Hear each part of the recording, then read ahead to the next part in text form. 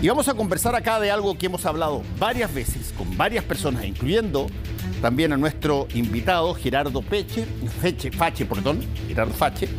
que fue expresidente de la Sociedad de Geriatría y Gerontología de Chile. Y queremos hablar, y en este programa, yo lo he hecho muchas veces, está como, llamémoslo así, como momento temático, por lo menos una vez al mes, una vez cada 2 meses, hablar del tema de la tercera edad, de las personas más ancianas, porque una cosa que probablemente puede haber gente que no lo crea o que desconfíe de las estadísticas, entre otras cosas porque estamos viendo haber llegado, por ejemplo, el gobierno más joven en la historia de Chile a la moneda, y sin embargo nosotros somos un país, para todos los efectos prácticos, viejo en población.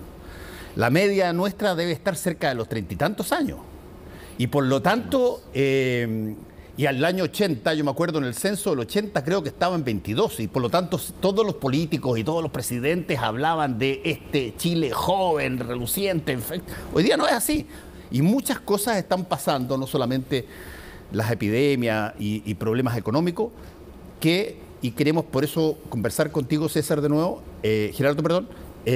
Queremos conversar, Gerardo, sobre, a ver, cuál es la situación en Chile para empezar, y después vemos más adelante, más adelante en la conversación, lo que pueda de alguna manera ayudar de lo que se está haciendo en otros países para la situación chilena. Cuéntanos un poquitito el contexto de la ancianidad o tercera edad en Chile hoy día. Bien, bueno, como muy bien mencionabas, Fernando, Chile es un país envejecido y las proyecciones apuntan a que esto va a seguir creciendo aún más. Hoy en día, más o menos, el promedio de edad de la población está cercano a estos 40 años, lo que prácticamente duplica lo que era la realidad hace no muchos años atrás. El 80 yo me acuerdo, pero prístinamente, que creo que llegaba a los 21 años o 22 con cueva. Y ahora, tú dices que está cerca de los 40. Y lo más desafiante es que cuando se hacen proyecciones, esas proyecciones tienden a quedar cortas. La última que tenemos es la que hace el INE hace prácticamente un mes atrás, donde dice que para el 2050 1/3 de la población del país van a ser personas mayores. Y eso evidentemente nos pone en una situación que hoy día nos obliga a pensar que tenemos que ir ya siendo conscientes de que necesitamos implementar y generar todos los espacios para una sociedad que está envejecida y va a seguir envejeciendo más adelante. Y eso pasa por primero sincerar, no pensar que esto es un proceso que va a ocurrir en el futuro, que es lo que de una u otra manera es la sensación que uno tiene, que es como cuando a uno le preguntan si uno se siente viejo o no, y uno tiende a proyectar todo eso a unos 10 años más adelante de lo que uno tiene en ese momento. Y eso tiene que ver específicamente con que la mirada que hoy día tenemos de la vejez es negativa. O sea, hoy día pensar en viejo es pensar en pérdidas, pensar en carencias. En poca productividad. Una serie de constructos, algunos que pudieran estar más cercanos a la realidad, pero que de una u otra forma distan de lo que es el escenario de un país en donde, por ejemplo, el 85% de las personas mayores son completas y absolutamente autovalentes, donde el grupo de las personas mayores hoy día es el que más vota, por lo cual es un grupo que está absolutamente vigente. Entonces, de una u otra manera hemos generado un espacio en el cual estamos de una u otra forma invisibles a este grupo en particular, y donde no estamos generando los cambios necesarios para enfrentar algo que es hoy día, no es mañana. Yo estuve leyendo la columna que escribió el exministro y ex presidente del Banco Central, Carlos Massad, esta semana, sobre justamente la situación que hay ahora en la población respecto de la gente que es de mayor edad. Y él plantea ahí que nosotros de alguna manera, para ponerlo en términos fáciles, de alguna manera llega una persona a una determinada edad y todo el sistema lo saca al lado. Lo pone en una especie como de corredor al lado y a diferencia de muchos otros países que tienen actividades que incluso generan un ingreso per cápita, un porcentaje de ingreso per cápita muy importante, nosotros básicamente cumples una determinada edad o tienes algún tipo de afección que eventualmente te pueda indisponer durante un tiempo y eso es, pero equivalente a decir, compadre, la puerta está ahí, chao. Y en efecto, esa generalización de un grupo tan heterogéneo es lo que lleva a que estemos absolutamente retrasados en lo que es la implementación de las medidas necesarias para esto. Si consideramos que hoy día la expectativa de vida en Chile es cercano a los 80 años y a los 60, 65 años, cuando eventualmente desaparecemos dentro del sistema, estamos, entre comillas, perdiendo 20, 25 años en los cuales la gran mayoría de estas personas están absolutamente vigentes y, como muy bien decías, están siendo alejados y estamos perdiendo todo lo que significa la experiencia, todo lo que significa esta capacidad de tener una perspectiva y esta resiliencia, por ejemplo, que hemos visto que tienen las personas mayores en el escenario, por ejemplo, de la pandemia, con una capacidad de convertirse, de adaptarse, incorporar tecnología que no tiene ningún otro grupo poblacional. Entonces, evidentemente, aquí hay una oportunidad como país para poder remecernos un poquito y reconocer que ya es suficiente. Déjame decirte una anécdota. A ver. Que le voy a decir además con nombre y apellido porque da lo mismo, pero yo tengo 66 años y cuando cumplí 65 años, 11 de marzo del año pasado, 2 días después me llega un correo de mi AFP. 2 días después me llega el correo de mi AFP que me dice: Fernando, te felicito, que sé yo, que allá ya estás en condiciones de pensionarte, etcétera, que allá puedes acceder a tal. Y yo pensaba exactamente al revés. Yo decía, yo supongo que lo que le debe convenir a la AFP para las personas es que si es que yo sigo trabajando, bueno, voy a seguir imponiendo probablemente, o voy a meter algo de la plata en el APB, pero no, ¿por qué razón me quieren jubilar? Apenas cumplí los 65 años. Y todavía, para serte franco, no entiendo mucho la lógica, fuera de que te digan, oye, puedes usar tu plata, que no es mucha tampoco, pero puedes usar tu plata y puedes sacarla a partir de este determinado momento. Claro, en efecto, esa falta de visión es lo que hoy día es el consciente, porque no es un inconsciente, ya es un consciente generalizado y colectivo que se ha posicionado en lo que es nuestra realidad y que evidentemente está en un grado de obsolescencia que es llamativo comparado a lo que está ocurriendo con sociedades que ya están evidentemente tomando medidas para aprovechar lo que significa un capital humano potentísimo y que claramente tiene mucho que decir y que debiera estar también mucho más visible para ir impulsando los cambios que se necesitan. Si uno lo revisa desde la perspectiva que nosotros, que trabajamos en el ámbito de la salud, yo soy geriatra, uno se da cuenta que hay algunas realidades que uno entiende. O sea, evidentemente en la medida que envejecemos hay una serie de cambios. Esos cambios se traducen muchas veces en una mayor cantidad de enfermedades y esa mayor cantidad de enfermedades significa una potencial realidad sanitaria que puede ser compleja. Pero cuando uno empieza a mirar lo que es la formación de los profesionales en los distintos ámbitos, no solamente me refiero a lo que es medicina, esto en todas las carreras de la salud, y después si uno lo proyecta a las diferentes profesiones, porque el envejecimiento es absolutamente transversal, el nivel de conocimiento que hay es absolutamente precario. O sea, hoy día nadie entiende lo que significa envejecer, que es una parte fisiológica, no es una enfermedad. Hace muy poquitito había una discusión que nos tocó como Sociedad de Geriatría y Gerontología de Chile meternos muy firme, que fue cuando apareció la nueva clasificación de enfermedades que incluía la vejez como una enfermedad. Eso tiene una serie de disquisiciones, ahí se generaron una serie de instancias, el gobierno de Chile en su momento emitió un comunicado y se lograron hacer los cambios para que la definición de vejez no cayera en este constructo que inmediatamente tenía una connotación negativa. O sea, esto es algo que hoy día, aunque suene como paradójico, es absolutamente nuevo para la sociedad hablar de envejecimiento y entender qué es lo que significa esto.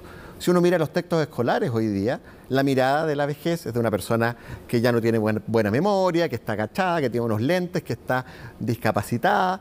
Esa es la mirada, o sea, este trabajo lo tenemos que hacer desde lo que se está haciendo hoy día con los niños. Tenemos que democratizar el conocimiento sobre lo que significa la vejez y los distintos procesos, algunos fisiológicos, algunos patológicos, pero para que como comunidad entendamos de una manera distinta lo que hoy día estamos enfrentando.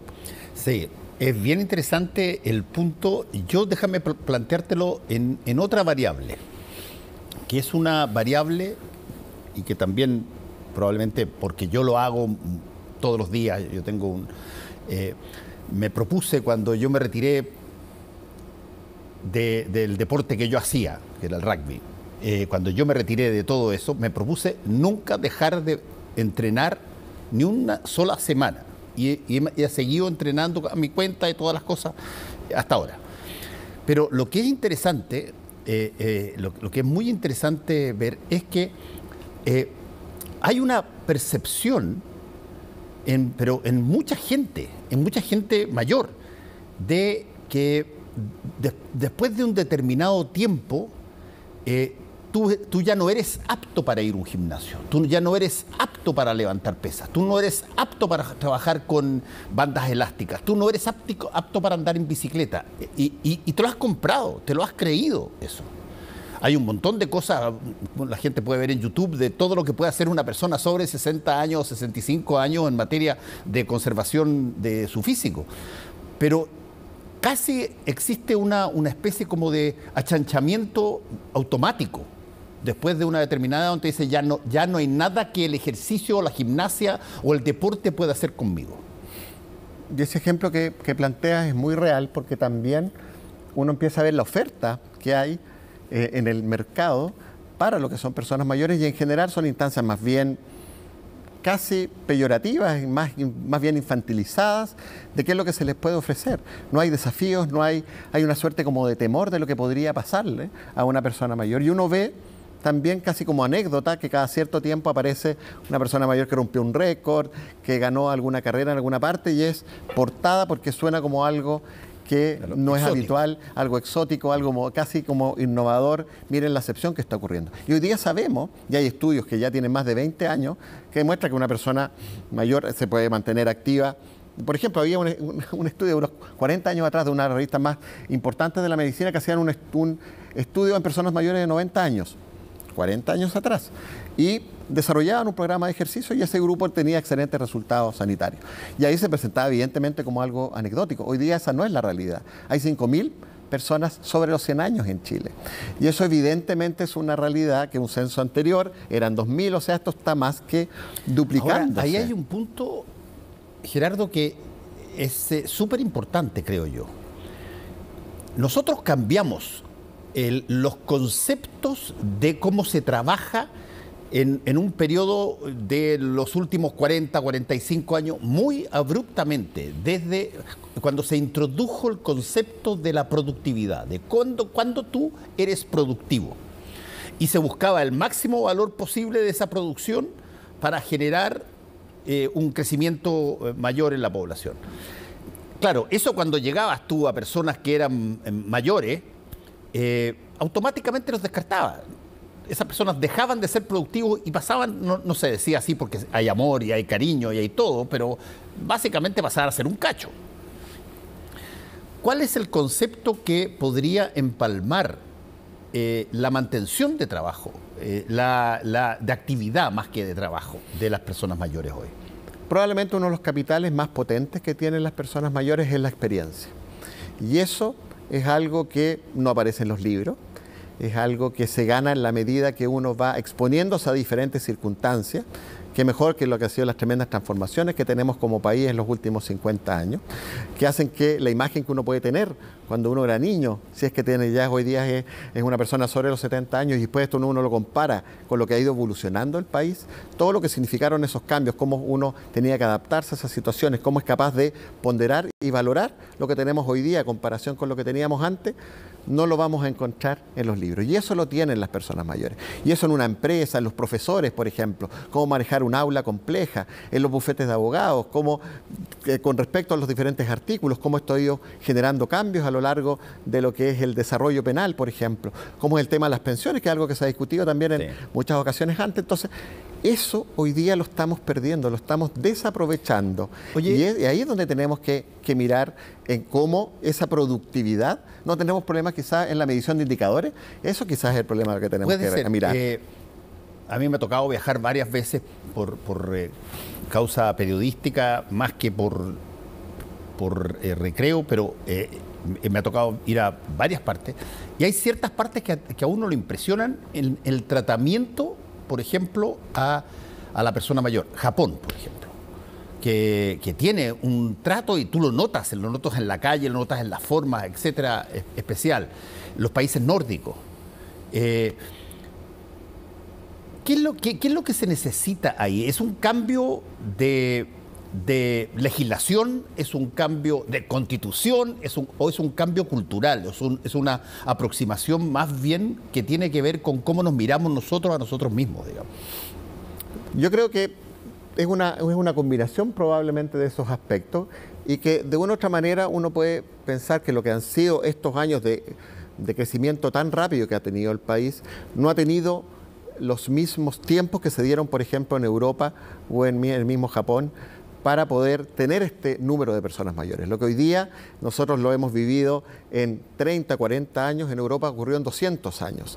Entonces eso evidentemente dio una suerte como de ventaja para ir entendiendo cómo esos procesos tenían cierta coherencia a la medida que se iban generando en el tiempo. Nosotros hemos tenido la suerte, entre comillas, de poder mirar estos ejemplos, pero ha sido tan vertiginoso estos cambios que se han ido produciendo que probablemente nos ha faltado ese tiempo para ponderar e ir haciendo una suerte como de sintonía en los cambios que eran necesarios para llegar con una buena forma de enfrentar esto. Entonces hay ámbitos en los cuales estamos a la altura y comparables, y ahí podemos ver indicadores desde el punto de vista de salud, pero esas fueron políticas que se implementaron a mediados del siglo pasado, que son los que permiten que hoy día tengamos esta expectativa de vida, pero no tenemos la misma velocidad de crecimiento en lo que es el entendimiento de la vejez desde el punto de vista de educación, ni desde el punto de vista legislativo, ni desde el punto de vista de las pensiones. Entonces esa disarmonía es lo que probablemente hace que hoy día estemos como cojos o con ciertos desbalances, que es lo que hace que evidentemente uno note que hay ciertos, como que el asiento no está cómodo y hay algo que hacer, pero nos falta entender cómo lo tenemos que hacer. Déjame meterte otra carta aquí en esta conversación. A ver, yo me recuerdo cuando empiezan a aparecer las estadísticas de determinados países en la primera ola posterior a los anticonceptivos. Es decir, cuando tú ya podías decidir si querías tener hijos o no tener hijos. Y pasó una situación que los países latinoamericanos, por ejemplo, prácticamente no tuvieron diferencia al principio. Seguían básicamente creando familia, haciendo familia y todo. Pero era bien impresionante en Europa. En los países europeos, muy rápidamente proyectaron una baja en el curso de la población sobre la base y envejecimiento de la población sobre la base de mucha gente. Lo que básicamente quería era trabajar, generar recursos lo suficientemente potentes como para poder crear después de eso una familia. Y eso era un fenómeno, si tú quieres, de países desarrollados al principio.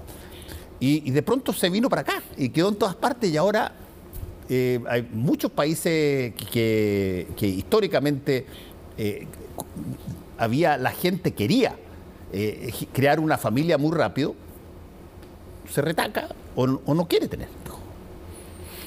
Y me parece que aquí esta suerte de percepción de que se nos viene algo malo es lo que hace que uno tienda a tratar de dar un paso hacia atrás. Entonces yo creo que la gran revolución pasa por no inventar nada nuevo, sino empezar a mirar lo que han sido las experiencias de otros y empezar a unar esos esfuerzos, porque ya se están haciendo cosas. Por ejemplo, en estos momentos, las experiencias que podemos ahí resaltar, hay un grupo de chilenos que está en Finlandia, en un proyecto que se está haciendo para generar una suerte de un modelo de envejecimiento saludable en Curaco de Vélez, en Chiloé, para ir a partir de eso, hacer un piloto y avanzar en, aprovechando la cultura chilota, hacer cambios que eventualmente pueden asociarse a una mejor vejez. Y hay una serie de grupos de geriatras. Hoy día la geriatría es una especialidad casi también esporádica. Somos solamente 200 cuando debiéramos estar del orden de 1000, siendo poco optimista. Y hay grupos en la 5ª región, en la 4ª región, en la 8ª región, en Puerto Montt, que están organizando experiencias pequeñas que van a ser la base para lo que después van a ser, esperamos, las políticas que se vayan implementando. Ya lo mencionaba también el presidente Boric, el tema de salud mental, que es una cosa que explotó durante la pandemia. ¿Cuál es el grupo que fue más afectado? Evidentemente fueron las personas mayores. Tasas de suicidios disparadas, empeoramiento de su condición basal, trastornos del ánimo, demencias. Entonces hoy día tenemos los elementos para ir generando estos cambios. Lo que nos falta quizás es articularlos, y ahí los actores como la sociedad científica, como nosotros, y otros actores, la academia, las universidades, pero también tenemos que mirar esto como que no pasa solamente desde un ámbito o una perspectiva de salud o sanitaria. Esto evidentemente trasciende y traspasa a otros ámbitos legislativos, de comunicaciones, que si no trabajan articuladamente, evidentemente vamos a volver a esta mesa donde vamos a tener algunas patas muy firmes, pero yo no saco nada con tener una pata firme si las otras 3 patas son endebles, porque se me va a caer la mesa igual. Y ahí es donde tenemos que, y esperamos también, ahora estamos esperando las reuniones respectivas con las autoridades de los diferentes ministerios para ver cuál es la propuesta que tienen, y todos los que estamos trabajando en esto, ofrecernos como actores técnicos de una mano de obra suerte barata para poder avanzar. Hemos ya llevado más de 20 años de trabajo colaborativo con los diferentes actores, el Servicio Nacional del Adulto Mayor, el Ministerio de Salud, pero evidentemente notamos que la velocidad de los cambios que tenemos que hacer es mucho más rápida que la velocidad con la que está creciendo la población mayor. Sí, esto me lleva a la última pregunta, que tiene que ver con un poco lo que va a ser el proyecto de reforma de pensiones. Las pensiones hoy día son trascendentales en el país porque, una vez más lo repetimos, la proporción de adultos mayores o personas que están en condiciones de jubilar en los próximos 3 o 4 años no se han visto nunca en esa dimensión en Chile históricamente. Y no hay probablemente, si es que vemos los promedios de lo que ganan las personas, tú tienes simultáneamente para la persona adulta mayor, simultáneamente este miedo a perder el trabajo y generar una pensión que va a ser bastante veces menos que lo que gana en el trabajo, pero además todo se le encarece. O sea, la lógica de productos asociados, los medicamentos, por ejemplo. Los medicamentos son brutales. Y esa es la experiencia que los países que ya lo viven esto, y cuando yo hablaba de esta como suerte de sintonía o coherencia, va en esa línea. En la medida que las personas necesitan más, el país va generando las condiciones para hacerle más fácil esto. Aquí hay una concepción a veces de bienestar que es equívoca. Uno plantea que cuando uno llega al bienestar es cuando es capaz de cubrir las necesidades básicas. Eso no genera bienestar, eso genera el lograr tener cubiertas las necesidades básicas, pero para tener bienestar yo tengo que tener algo de disfrute, tengo que tener un poco más allá de eso. Tiempo de ocio, puedes ir a jugar. Y para eso tienen que existir las condiciones para poder hacerlo. Entonces, si yo tengo todos mis recursos gastados en mis necesidades básicas, no tengo ninguna posibilidad de tener una buena vejez. Recordemos que jubilación es júbilo, significa una oportunidad para poder disfrutar en esta parte de la vida lo que uno de una u otra forma estuvo sembrando antes. Y evidentemente eso no es la realidad hoy día. Entonces yo creo que uno lo puede mirar desde diferentes perspectivas, pero esto hay que mirarlo como una oportunidad. Si no lo aprovechamos esto, si no generamos las instancias, nos farreamos también una tremenda oportunidad. Y acá hay que sumar a las mismas personas mayores en eso. Bueno, por falta un empoderamiento muy importante. Una pregunta, que esta sí que la última. ¿Había algo en el proyecto de Constitución, o crees tú que debe haber algo en el proyecto de Constitución que vaya o promueva de alguna manera esta mirada distinta con respecto a las personas mayores? En el 2017 Chile ratificó la Convención Interamericana de los Derechos Humanos para las Personas Mayores. Eso necesita todavía que un par más de países de la región también lo ratifiquen para que esto empiece a generar cambios en las políticas necesarias. En la misma convención había poco espacio para temáticas. Yo la leí, el proyecto que mandaron, y la verdad es que no vi que había muchas cosas que tocaban a la gente. Y se diluyó dentro de muchas otras iniciativas, porque volvemos a esta suerte como de ceguera de lo que está pasando. Pero sí hay instancias, tanto desde el punto de vista legislativo como trabajos que se están haciendo con la Organización Mundial de la Salud, que nos permiten mirar con cierto entusiasmo de que Chile puede liderar esto. Y ahí es donde tenemos que estar todos a la altura de poder responder a eso. El otro país es súper potente en esto, porque tiene mucho, el Senado también, es Uruguay, que creo que es no sé si sigue siendo el primero o nosotros lo pasamos, o estamos ahí más o menos. El primer lugar es Costa Rica. Costa Rica, sí, pero En digo lo los que sudamericanos. y de los sudamericanos, en estos momentos es Chile que tiene la expectativa de vida más alta. Entonces, evidentemente ese liderazgo que hemos tenido, como en muchos otros ámbitos, es el que debiera darnos los pies, por lo tanto, para caminar de la manera que corresponda. Gerardo Fache, muchas gracias por haber estado con nosotros de nuevo aquí en Última Mirada. Que te vaya muy bien.